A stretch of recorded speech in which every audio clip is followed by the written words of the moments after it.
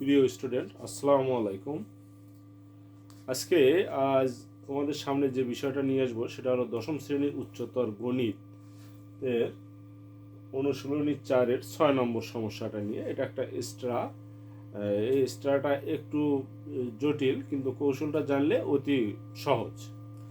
তো যাই হোক, প্রশ্নটা হলো এরকম যে ত্রিভুজের ভূমি সংলগ্ন কোণদ্বয়ের অন্তর ও অপর বাহুদ্বয়ের সমষ্টি দেয়া আছে, ত্রিভুজটি আঁকতে হবে। তার মানে একটা ত্রিভুজে একটা ভূমি দেয়া আছে, তারপরে ভূমি সংলগ্ন যে দুইটা কোণ থাকে সেই কোণ দুইটার অন্তর দেয়া আছে, দুইটা কোণের অন্তর অর্থাৎ বিয়োগফল, আর ভূমি বাদে যে অপর দুইটা বাহু থাকে সেই বাহু দুইটার সমষ্টি দেয়া আছে। তাহলে প্রথমে আমরা মনে করে নিই যে এই ত্রিভুজটার মনে করি ত্রিভুজের ভূমি এ, ভূমি সংলগ্ন কোণদ্বয়ের অন্তর এক্স এবং অপর বাহুদ্বয়ের সমষ্টি এস দেয়া আছে, অতএব ত্রিভুজটি আঁকতে হবে। তার প্রথমে যে কোনো রশ্মি বি আমরা নিব, সেই বি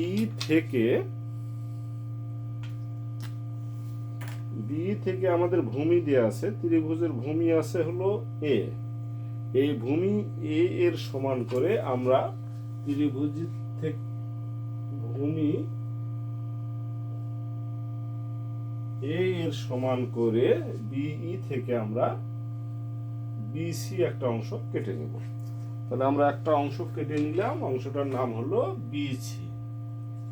এখন এই বিসি এর সি বিন্দুতে করব কি, প্রদত্ত যে কোণটা আছে সেই কোণের অর্ধেক, আমি অর্ধেক এখানে আগেই করে নিয়েছি। এক্স কোণের অর্ধেক হলো এইটুকু, অর্থাৎ এইটুকু হলো হাফ এক্স। এই হাফ এক্স এর কোণের সমান করে সি বিন্দুতে আমরা একটা কোণ এঁকে নেব। তাহলে হাফ এক্স এর সমান করে যদি আমরা কোণ এঁকে নেই, তাহলে এক্স কোণের সমান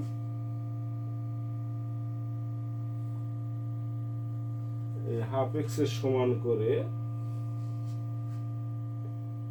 একটা কোণ আমরা আঁকবো। তাহলে হাফ এক্স এর সমান করে যদি একটা কোণ এঁকে নেই, তাহলে সেই কোণটা হইল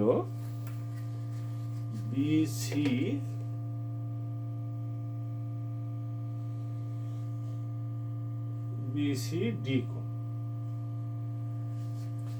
এখন যে কাজটা করব সেটা হলো এই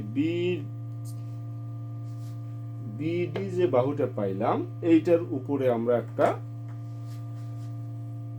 লম্ব আঁকবো। তাহলে বিডি এর উপরে যদি একটা লম্ব আঁকি, বিডি এর উপরে সি বিন্দুতে,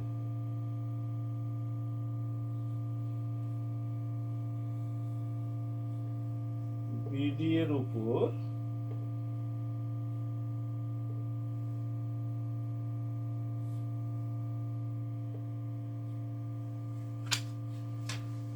বিডি এর উপরে সি বিন্দুতে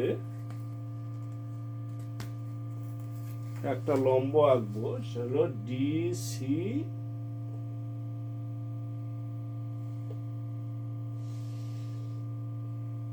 ই একটা লম্ব আঁকলাম।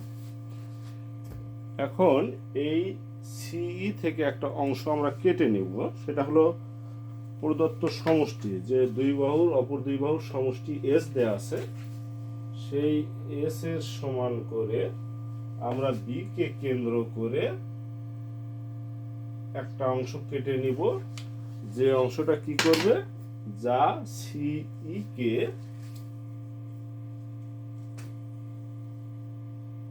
এফ বিন্দুতে ছেদ করে, সি কে এফ বিন্দুতে ছেদ করে। এখন আমরা এই এফ বিন্দু আর বি বিন্দু যোগ করে দিব। এফ আর বি যোগ করে দিলাম।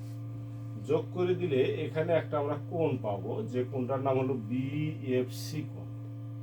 এই কোণের সমান করে এখন আমরা এই বাহুর সাথে একটা কোণ আঁকবো।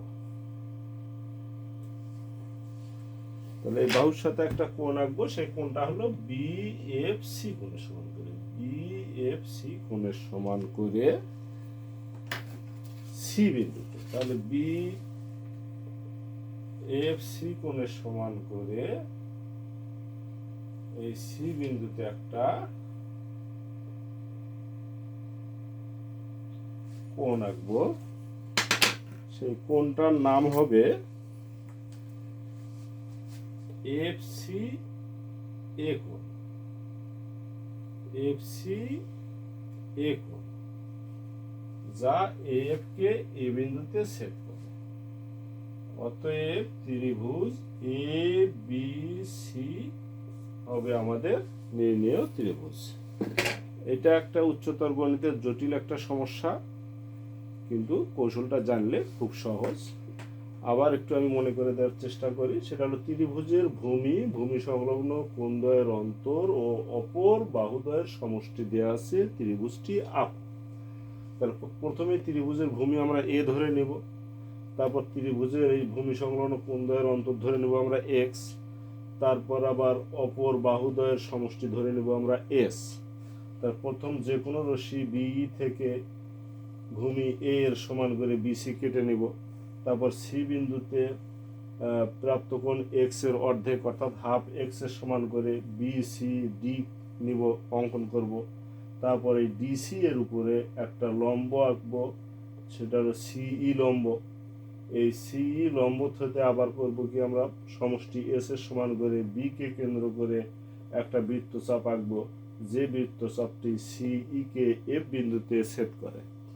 তাহলে এখানে তারপর বি এফ যোগ করে দিব, তারপর বি এফ সি কোণের সমান করে সি বিন্দুতে এফ সি এ কোণ আঁকবো, যা বি এফ কে এ বিন্দুতে ছেদ করে।